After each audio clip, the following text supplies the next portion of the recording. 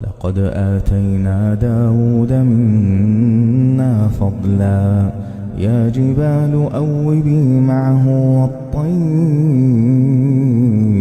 وألنا له الحديد أن اعمل سابغات وقدر في السرد واعملوا صالحا إني بما تعملون بصير.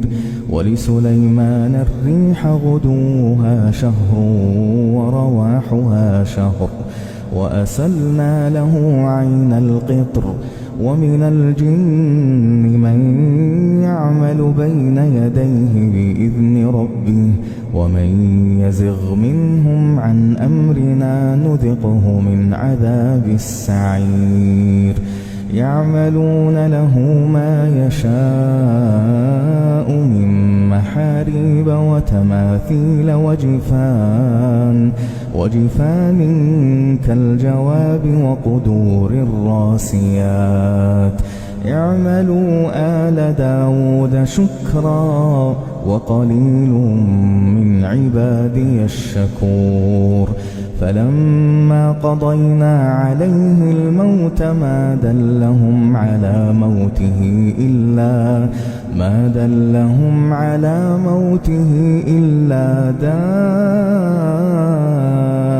دابة الأرض تأكل من سأته. فلما خر تبينت الجن أن لو كانوا يعلمون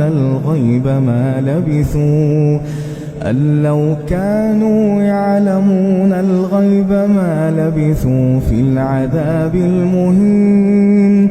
لقد كان لسبإ في مسكنهم آية جنتان عن يمين وشمال كلوا من رزق ربكم واشكروا له بلدة طيبة ورب غفور.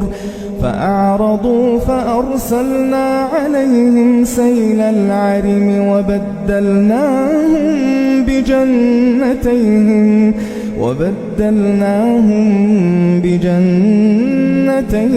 جنتين ذواتي أكل خمط وأثل وشيء من سدر قليل ذلك جزيناهم بما كفروا وهل نجازي إلا الكفور.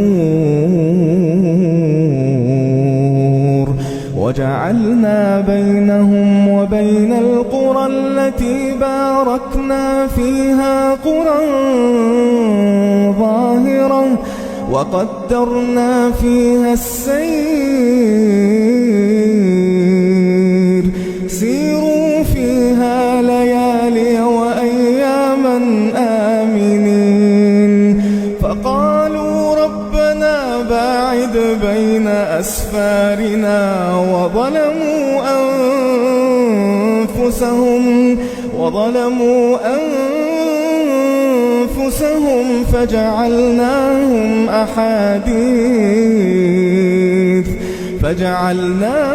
أحاديث ومزقناهم كل ممزق إن في ذلك لآيات لكل صبار شكور.